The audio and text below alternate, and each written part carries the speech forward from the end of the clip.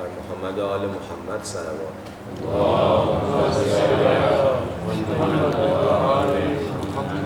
اعوذ بالله من الشیطان الرجیم. بسم الله الرحمن الرحیم.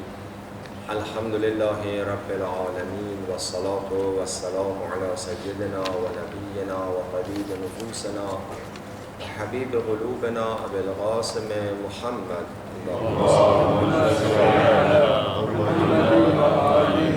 صلی الله علیه و آله و سلم. لا سیما بقیة الله روحی و ارواح العالمین لمقدمه الفدا. الحمد لله الذي هدانا لهذا و ما كنا لنهتدي لولا ان هدانا الله. Respected brothers and perhaps sisters in Islam, Assalamu alaikum jami'an wa rahmatullahi wa barakatuh. I'm so glad this morning wholeheartedly, Alhamdulillahi alladhi hadana lihadha. Alhamdulillah that the Almighty God blessed us to be here this morning, as Imam Sajjad alayhi salam recommended, to be around at the time of the Fajr prayer before sunrise. And Alhamdulillah, after offering the obligation of the morning prayer, inshallah we are around the tablecloth of the Holy Quran to benefit from the noor of the Quran. As a normal practice, Alhamdulillah, and I really commend this very good tradition, Sunnah Hasana. The program for today is the 9th session of the Ma'rifat session, Mondays and Wednesdays. Those who may not have been regular here, please, inshallah, even after the Ashari Muharram throughout the year, make sure that inshallah you attend the majlis and the sessions of the Quran, which is the session of gaining inshallah nur. The ayah for consideration and questions that are raised about the ayah today is ayah number 12 of Surah Al-Hadid. First, let me give you a brief introduction about Surah Al-Hadid, which is chapter 57 of the Holy Quran, and the name of the surah is taken from an ayah towards the end of the surah when Allah subhanahu wa ta'ala speaks about sending of the iron. Surah Hadid, first of all, according to the hadith from Imam Sadiq alayhi salam, is one of the surah of the Quran for those who are eager in earnest in meeting with Imam Zaman Ajalallah Farajahu Sharif. Surah Hadid is one of the keys to that. Those who memorize or are appointed in reciting Surah Al-Hadid, Imam Sadiq alayhi salam promises that before they die, they will have the honor of visiting the beautiful and Nurani face of Imam Zaman Ajalallah Farajahu Sharif. I think that would be enough as an incentive to reflect, to study and to memorize Surah Hadid. Surah Hadid is one of the musabbihat. There are 7 surah in the Quran that they begin with sabbaha or yusabbihu. They are known as musabbihat, that they are glorifying Allah subhanahu wa ta'ala. These 7 surah musabbihat are, all the Quran is nur, but these 7 surah are nurun ala nur, and very nurani. For that reason, it is also recommended as it was the practice of the Holy Prophet. Every night before he goes to bed, he used to read one or all or some of the musabbahat. Also bring it to your spiritual daily diet or nightly diet if possible. Before you go to bed, open Quran and recite Surah Al-Hadid, for example, or Surah Sabbih Isma Rabbaka Al-A'la, and one of these, or Surah Saf. There are 7 surah that will start with musabbahat. End your day with reciting one of these musabbahat. And something very particular about Surah Al-Hadid, so unique. Surah Hadid, in my humble personal observation, is a concise version of the entire Quran. I can confidently tell you that the major issues, principles that are discussed throughout the Quran, and inshallah in the coming nights when I'm talking on the issues, in my research, every time I was researching about the topic, subhanAllah, I see that one of the references goes back to Surah Hadid. It's just amazing. The surah is not that long. It consists of 29 ayah only, but it's a concise version of the Quran. And on the top of that, that makes it absolutely unique in the Quran, is the hadith from Imam Zainul Abidin alayhi salam, that the Imam says that the Almighty God knew that time will come at the end of the day, that there are Muslims, muta'ammahun, that they are so much reflecting on the meanings of the ayat of the Quran, And therefore Allah subhanahu wa ta'ala revealed Surah Hadid, particularly the first 6 ayat of Surah Hadid or Surah Hadid. Imam Sajjad says Allah subhanahu wa ta'ala revealed Surah Hadid and Surah Qul Huwallahu Ahad, Surah Tawheed, knowing that time will come at the end of the day that there are Muslims, that there are profound thinkers, and they can delve and think into and ponder upon the ayat of Surah, and therefore Surah Hadid was revealed. You can imagine that the Quran is like the nature. Allah subhanahu wa ta'ala has 2 signs, the signs in the nature and the written signs, that is the Quran.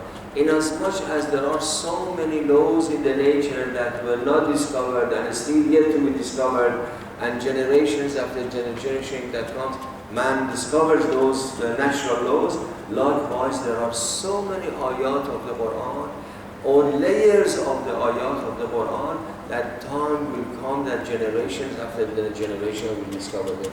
Over a millennium passed from the revelation of the Quran, and it was until the time of Shaykh Baha'i, about 400 years ago, that quite number of the ayat of the Quran, the meaning of them were discovered. Over a millennium, Muslim scholars and interpreters of the Quran, about those ayat, I don't want to delve into it, had no idea about the true meaning of it. They were just reading it without understanding it. Still, there are ayat of the Quran, the most eminent mufassirin have no idea about the meaning of it.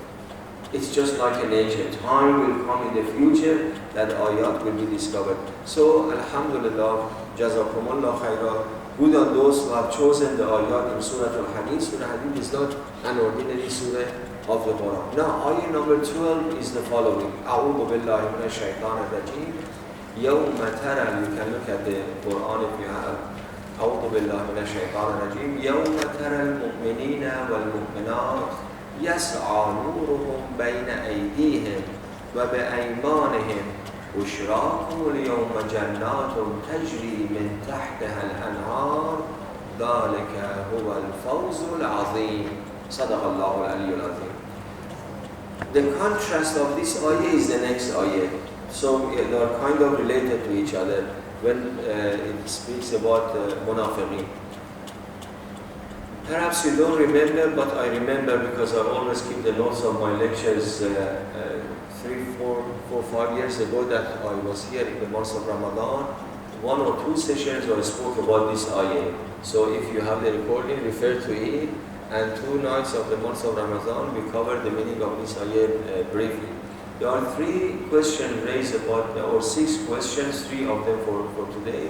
First, let me give you a very brief translation of the ayah. يَوْمَ تَرَى الْمُؤْمِنِينَ وَالْمُؤْمِنَاتِ. A day will come that obviously God is talking about the day of judgment. Tara is addressing the Holy Prophet, but is also addressing you and I and everyone who reads the Quran. A day will come, day of judgment, that we see the believing men and the believing women. يَسْعَى نُورُهُمْ. When you go to Hajj and you do Sa'i Safa wa Marwa, Sa'i, it means kind of jogging, kind of fast walking. For us, the Noor is just going fast ahead of them. Baina aydihim, in front of them, before them, here it means in front of them. Wa ba'aymanihim, and on their right hands. And I'll come back inshallah if needs be about the meaning of right hands. On the right hands, يَسْعَى نُورُهُمْ بَيْنَ أَيْدِيهِمْ وَبِأَيْمَانِهِمْ. And then Quran says, بُشْرَاكُمُ الْيَوْمِ. Good news for you today. Al-Yawm, this day, good news for you. What? Jannatin, that there are gardens for you, beneath which rivers flow. Jannatun tajri min tahta al-anhar. ذَلِكَ هُوَ الْفَوْزُ الْعَظِيمُ. If somebody is looking for prosperity and success, that is the great success, prosperity. And this is just a very quick translation of the ayah of the Quran. Now, the first question, actually you sent them to me, but I have to look for them. My phone is recording your voice. Akbar forgot his phone. Okay. I can find it in my apps. Can I? If you want, I can read it. Please, by all means. Yes, that makes it easier. Question number 1 is the Noor mentioned in this ayah the same Noor that Allah subhanahu wa ta'ala blesses the heart of a believer in this world to whomsoever He pleases? Or is this Noor of the Qiyamah, some other type of nur on that day. Please explain the meaning of nur. Please explain the meaning of nur in this ayah. One of the key words in the ayah is the nur. Yas'a nuruhum bayna aydihim wa aymanihim. What is this nur? Is this nur related to ayah nur in Surah Nur that Allah subhanahu wa ta'ala said, Yahdillahu li nurihi man yasha, God guides with his nur whoever he wills, or it's something different? What is the meaning of nur? Please, this is today, I'm more of a listener. Ponder upon the ayat of the Quran. Give your opinion, that's okay.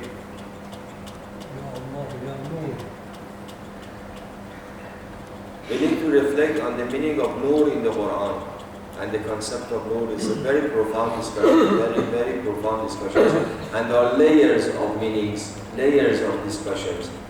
Philosophers have a contribution to that, Uraqah have contribution, Mufassirin have contribution. Depending on your time and patience, we can spend the rest of the day on this question. Bismillah, yes. Yeah. 100%. Types of nur we have. I don't know if it's the same. For example, he said, Allah that nur, Allah created God of the Prophet. Then there is nur and Allah, so they nur. Then there is atomic rotation. It's all different types. Are they the same eye? Don't send the table, brother Hussein. Yes, please. Just to answer in just small way, because I'm not very good at this. This nur is for this world. For the nur we are in the ayat is for the next world. This nur of expansion and striving to expand is for this world. So the answer would be no. This nur is different from what the ayat is talking about. See, Alhamdulillah, mashallah, that's a good endeavor. That the ayat al-nur that Allah subhanahu wa ta'ala says, Yahdillahu li nurihi man yasha, guidance is for this dunya. So the nur that God gives to those who wishes to guide them is for this dunya. Whereas this nur in this ayah under consideration, nuruhum yas'a bayna aydihim wa baymanihim, is talking about a nur in the hereafter. So the answer that the brother suggested is that there are two different types of nur. One, or at least they belong to two different worlds. One is for dunya, one is for akhirah. Anyone has any comment on that? So is this in ayah 9 of the same surah, Allah subhanahu wa ta'ala says, هُوَ الَّذِي يُنَزِّلُ عَلَى عَبْدِهِ آيَاتٍ بَيِّنَاتٍ لِيُخْرِجَكُم مِّنَ الظُّلُمَاتِ إِلَى النُّورِ.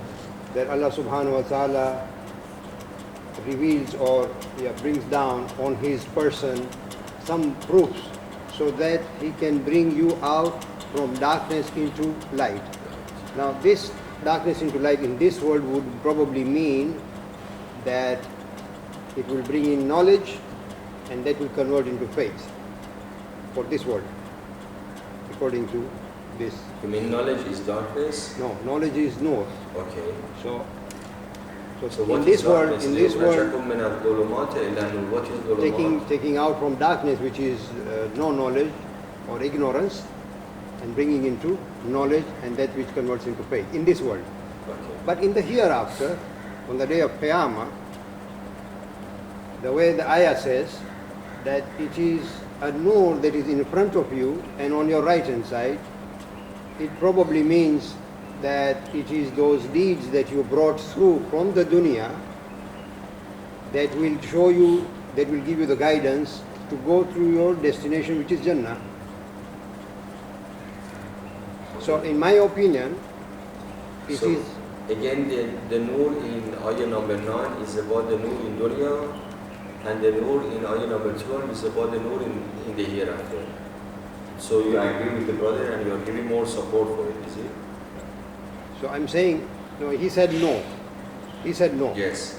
I'm saying that nur means the knowledge or the guidance or the wisdom that takes a person out of darkness into light, Fair enough. According to ayah number 9. according to ayah number Yes. 9. According to ayah number 12, it will be already there, existing, before you reach there, because it is those deeds that you did here that reach there before you. This is reference Agha Puya. And the one on right hand side are your deeds. So the purpose of Nur is basically to bring out darkness and put him into light. On the day of Qiyamah, also, the people will need guidance to reach to the destination, which is Jannah. Okay. First of all, perhaps better to put the question in this way. When we are talking about the Nur, I think it's obvious. Quran is not talking about the fluorescent light. Quran is not talking about the light of the sun in the sky, as we refer to it as the Nur and the brightness. I think we all agree on this. So it is a simile. It's a figure of speech that Quran is using. Proving of that ayah Nur ends with this يَضْرِبُ اللَّهُ الْأَمْثَالَ لِلنَّاسِ. When God says Allah Nur Samawat wal Arz Mathalu Nurihi Kamishkal, Quran says that it's an example I'm giving you. So don't think because we are in this physical world and we are used to physical and material things around us, Quran is using an example that is understood and we are familiar with. So when God says that Allah Nur Samawat, astaghfirullah, we should not think of God being so bright, brighter than the sun in the sky, or the artificial lights, or that a moment has a nur, thinking that, okay, mashallah, his face, like there's a fluorescent on his face. I think that goes without saying. It's very obvious that we are not talking about the physical light. The meaning of light also, and that's one of the proof again that I told you that Surah Hadid contains all what the Quran has in a nutshell. The concept of nur in the Quran is mentioned in various ayat. It seems from the Quran and several times mentioned in Surah Al-Hadid that nur is something and reward that you will gain in the hereafter is something different. If you have now, or you have most of the Quran in front of you, look at ayah, it's the ayah number 19 perhaps from my memory. I read the ayah, you can easily find it. وَالَّذِينَ آمَنُوا بِاللَّهِ وَرُسُلِهِ أُولَٰئِكَ هُمُ أحسن. الصِّدِّقُونَ Yes. وَالشُّهَدَاءُ وَالشُّهَدَاءُ عِنْدَ رَبِّهِمْ لَهُمْ أَجْرُهُمْ وَنُورُهُمْ. وَنُورُهُمْ. Yes. لَهُمْ. Quran says that the martyrs, shuhada, on the judgment day, in the hereafter, their status is above others. وَالشُّهَدَاءُ عِنْدَ رَبِّهِمْ. They are with the Lord. For them is ajruhum, their reward, and their nur. If reward was identical to nur, Quran would not say ajruhum wa nuruhum, or said lahum nuruhum, because the good deeds that they had gained in dunya converted to nur. It seems rewards that God will give them is something and nur is something else. Therefore, connecting that ayah number 19 to ayah 12, يَوْمَ تَرَى الْمُؤْمِنِينَ وَالْمُؤْمِنَاتِ يَسْعَى نُورُهُم.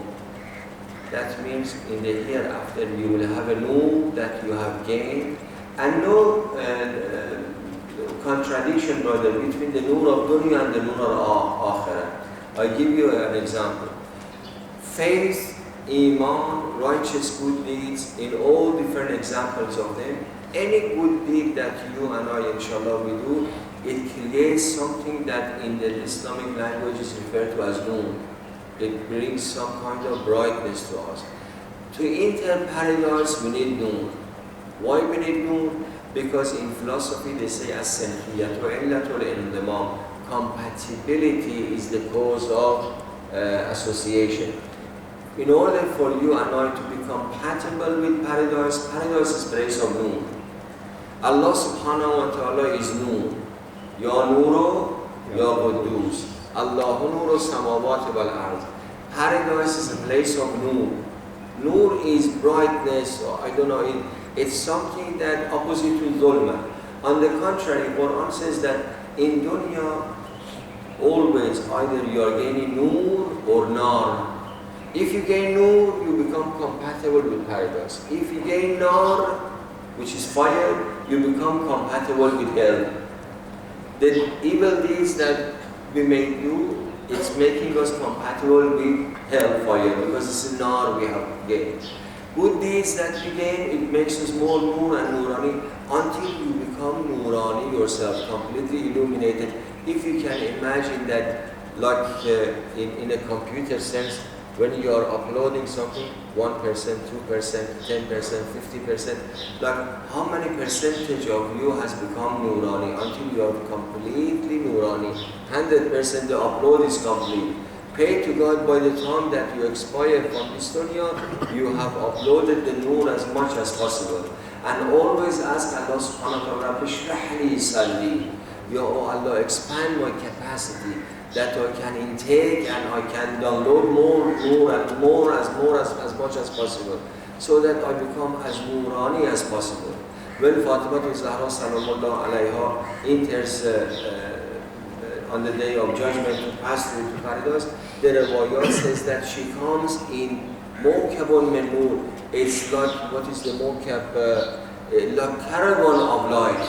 Not only she is Nurani, the radius of her Nur brings like a caravan of Nur along with her. Hurul in or Nurani in the Riwayat it says. The Riwayat says that everything in paradise is Nur and is glittering and shining.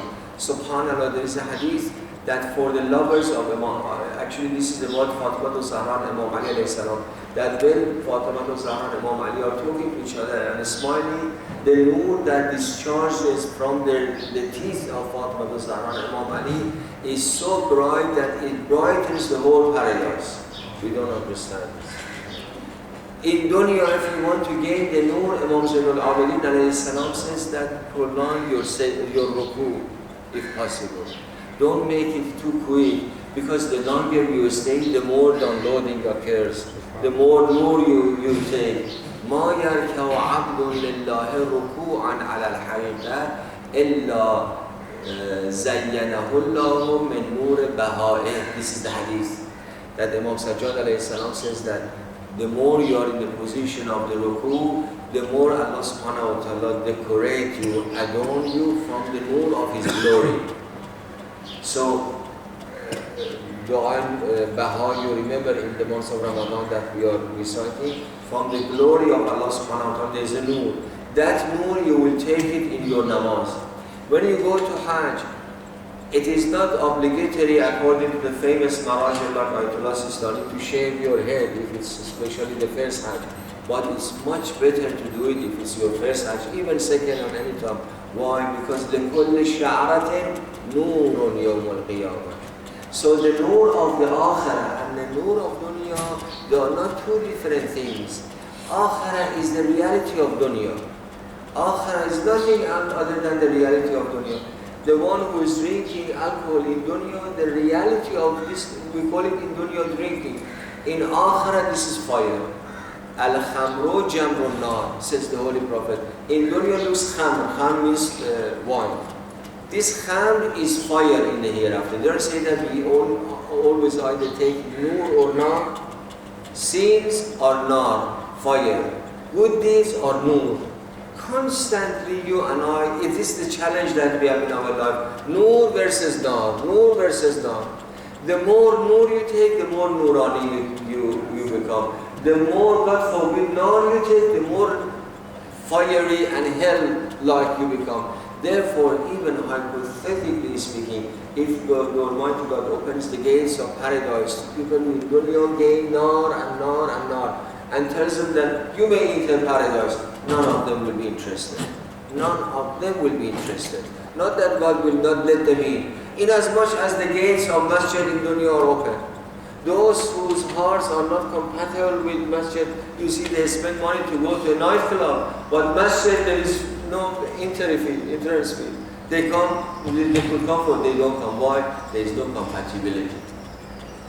I didn't mean to go that far because I can see the time is running short. But anyway, in a nutshell, nur in dunya are good deeds that become part of our nature and bring it part of your nature. Remember, I don't know whether here or for another group of youth, maybe I mentioned, when you are reflecting on an ayah, surah or something to bring it to your spiritual daily life repeatedly, Imam Sadiq alayhi salam says, at least read for over a calendar year, so that it becomes part of your blood and flesh. One of the reasons that anywhere I go on promoting memorization of the Quran, because when you memorize the Quran or part of the Quran, any part of it that is possible for you, and you make relation with the surah that you have memorized, make it for the rest of your life like this, it becomes part of you. You become nurani from that ayah of the Quran. Part of like your soul becomes nurani. The more nur you take, the more your soul becomes nurani and nurani and nurani. يوم ترى المؤمنين يسعى نورهم One meaning of Nas'aluhum bayna aydihim. First of all, yas'a means taking you fast. Because when there is a light, the simile is like this. You are driving on a road, it's very foggy road. Alright? If you have proper lights that you can, your vision is clear, you can drive faster. If your vision is not clear, you have to go, very slow. Quran says that those who have gained the nur in dunya and they became nurani, they don't need to go slowly through the sirat, they go fast. Like a light, they go fast. Yas'a nuruhum bayna aydihim, ahead of them. Some riwayat says bayna aydihim is for muqarrabin. In Surah Al-Waqi'ah, we have Ashab Yamin, we have Ashab Shimal, and we have Muqarrabin. Muqarrabin, the nur is ahead of them. Ashab Yamin, with all respect to you and I, being Muqarrabin is beyond the reach of us ordinary people. Muqarrabun or Anbiya or Ahlul Bayt alayhi salam. Inshallah, if we are doing well, we will come among Ashab Yamin. And our nur will be on our right side. Being on the right side, you won't have enough nur as you will have ahead of you, in front of you. But still you have the nur with you. That will help you, inshallah, to proceed with the shafaat of Ahlul Bayt. Yes, anurum bayna aydihim wa bi'aymanihim. Therefore, Quran says only in the hereafter, those who have nur ahead of them, i.e. muqarrabun. And those who have gained the nur on the right side, i.e. ashab yamin, they can make it to paradise. And the glad tidings and good news for them is that the gardens beneath which paradise flows is given to them. Because there are two more questions, let me, what is this please, the second one? Can we have this also as a request? Since Sheikh is here only for this week, we do it Monday, Wednesday. When we do it Monday, Tuesday, and Wednesday. Shabir bhai, ahsan. With the permission of Sheikh. Sheikh is on. I would love it. Yeah. So if you want, very quickly, we do one more question, number 2. 2-3 minutes, it's not going to take long. If I may read. The question number 2 is, what is the minimum criteria to be eligible to dwell in the gardens beneath which the rivers flow? What is the minimum criteria to be eligible to dwell in the gardens beneath which the rivers flow?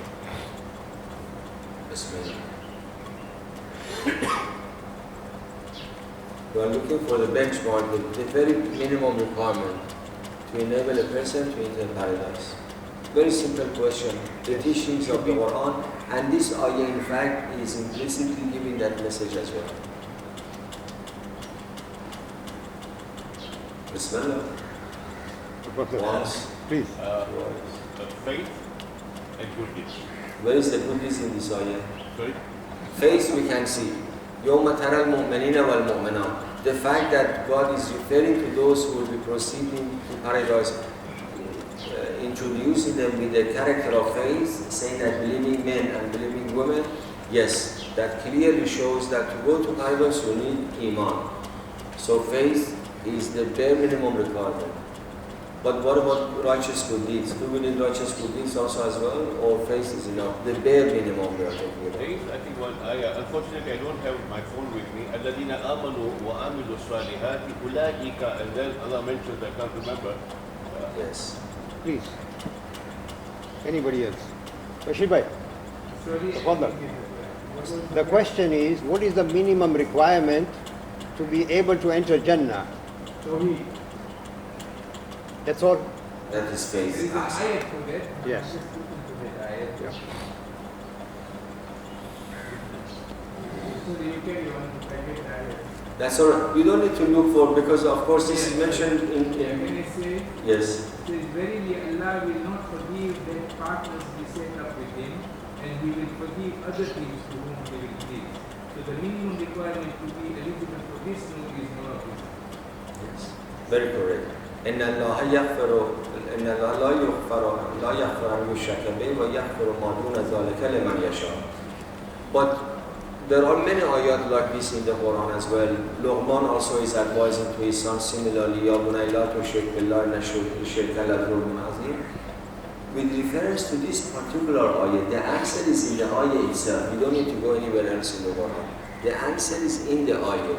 The question is, remember, is about ayah number 12 of Surah Hadid. Find the answer in the ayah itself. Hajj Riyaz mentioned the face. Do you see anything? He said face and righteous good deeds. Do you see face and righteous good deeds in this ayah, or you only see face? No, I find both. Tell me, please. Sorry, you were saying somebody was speaking? I was saying that moving the right side is the righteous good deeds. Yes. So that is the deeds is also mentioned. Nur is the reality of righteous good deeds. Nur also is the reality of Iman as well. Remember, when we are talking about righteous good deeds, it includes faith also as well. Because righteous good deeds, when we are talking about deeds, some of the deeds and actions are the actions of the heart, that is faith, Iman.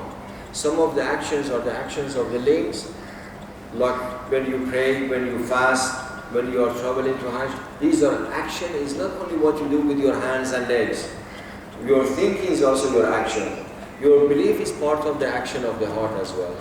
But to make it clear, Quran distinguishes faith from righteous good deed. Why?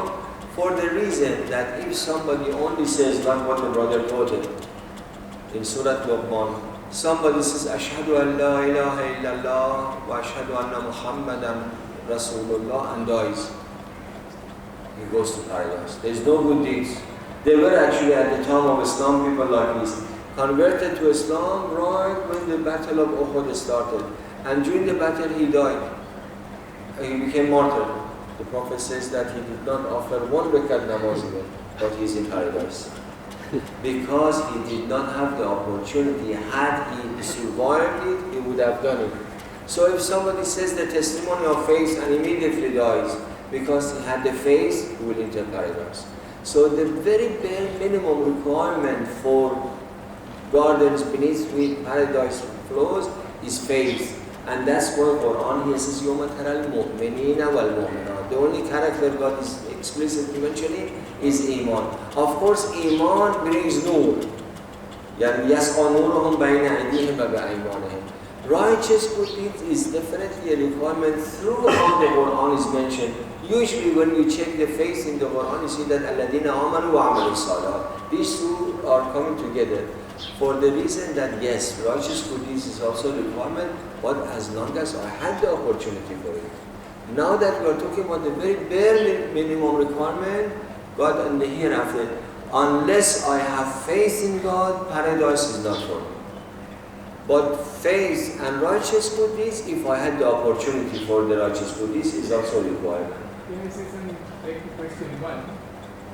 What we are getting from you is for the dunya, the need for the dunya. What you are radiating is for akhirah. Is that the meaning for the first time? What you are radiating, the mood, is for the akhirah. This too will be there, saved for you in the akhirah. But what we are learning from you is for this dunya. We are expanding ourselves by this knowledge.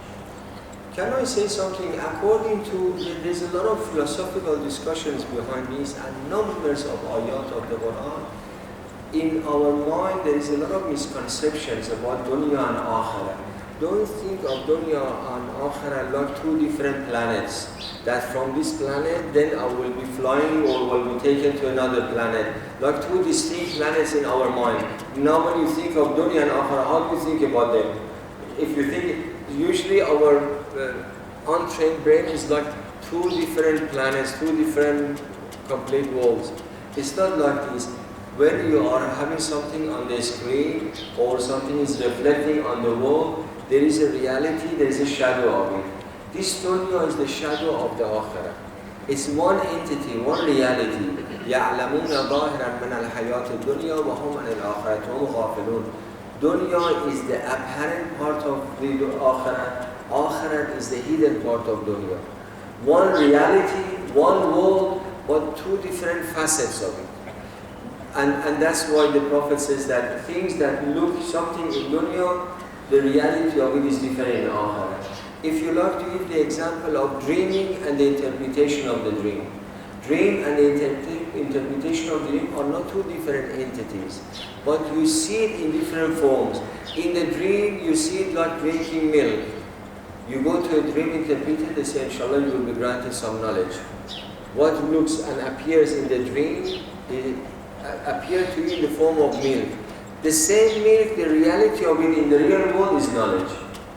Not that they are complete or different, distinct things. So whatever, with this notion in mind, always remember that I'm at the same time living in Akhirah.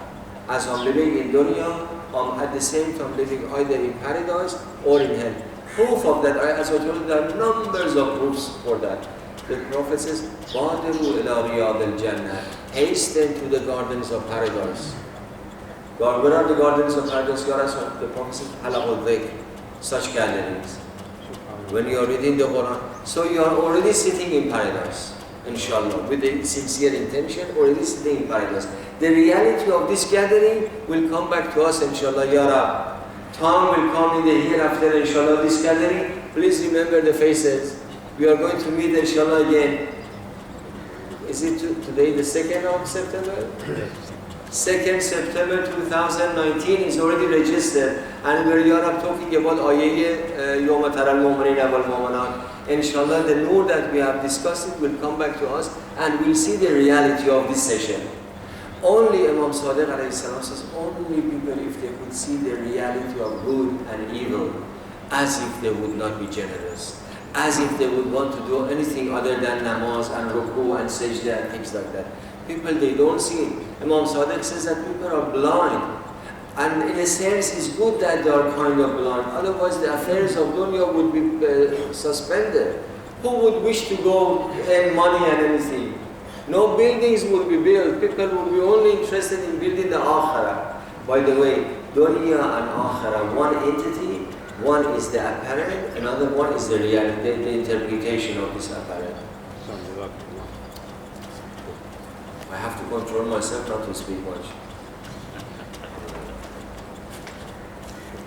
Let's conclude with the dua, inshallah. Allahumma salli ala Muhammad wa ala Muhammad. Allahumma kun li waliyika al-hujjat ibn al-Hasan salawatuka alayhi wa ala a'da'ih fi hadhihi as-sa'a wa fi kulli sa'a وليا وحافظا وقائدا وناصرا ونبيا وعينا حتى تسكنه أرضك طوعا وتمتعه فيها قليلا. اللهم صل على محمد.